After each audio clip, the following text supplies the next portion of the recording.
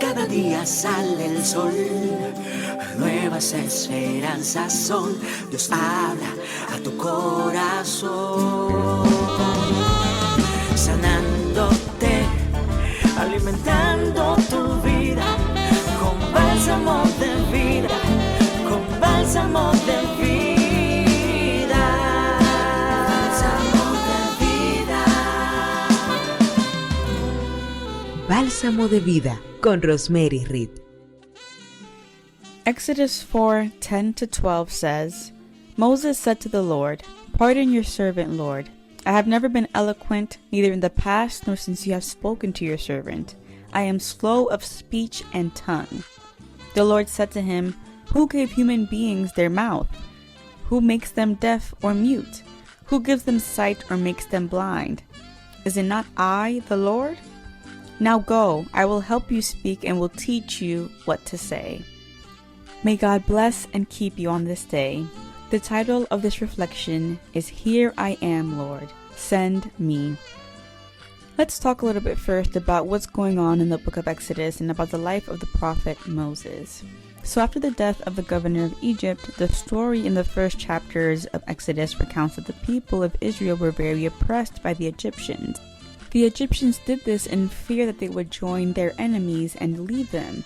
However, the word says that the more they were oppressed, the more the people multiplied.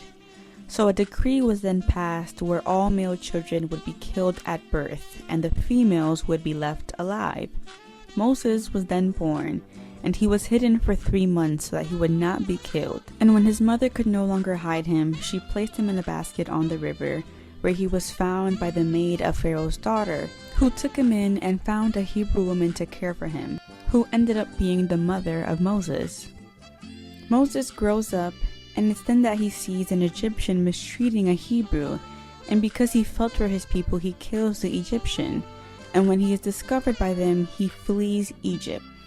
It is then that God appears to Moses in the midst of a bush and chooses him to go and liberate his people, for their cry had risen before his presence. And this is the part that I wish to highlight and focus on for this reflection.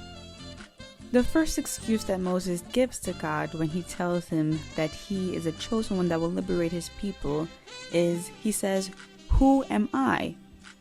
God responds, "Go, because I will be with you."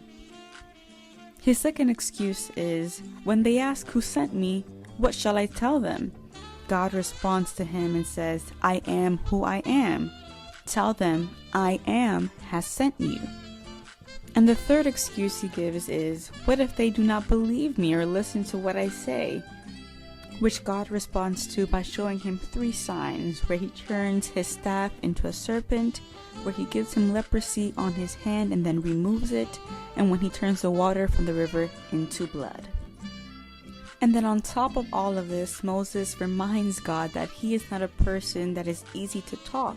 He is slow in speech and awkward with his tongue. And this is where God responds with the verse that we read earlier. Who gave human beings their mouths? Who makes them deaf or mute? Who gives them sight or makes them blind? Is it not I, the Lord? Now go, I will help you speak and will teach you what to say. Now I want to leave you with a few questions to reflect on today. How long will you keep making excuses to the Lord to do what you must do? What more does God need to show you for you to understand that it is He who is sending you, that it is He who is speaking to you, that it is not Aaron whom He wants to send, it is not the one who preaches better, it's not the one with the better voice when singing, it is you whom God is sending, and it is you with whom God is speaking. So enough with the excuses. It's time for you to gather the courage and recognize that it is God who will work in this mission, not you. He is the one who will train you so that you can perform the role assigned to you. You will not do it by your own strength, but by the strength that comes from God. It is time, as the song says, for you to stand in the gap and say like the prophet Isaiah, "Here I am, Lord, send me." This is your sister Vanessa Ortiz, and may God bless you. Gracias por estar ahí, escuchando Bálsamo de Vida.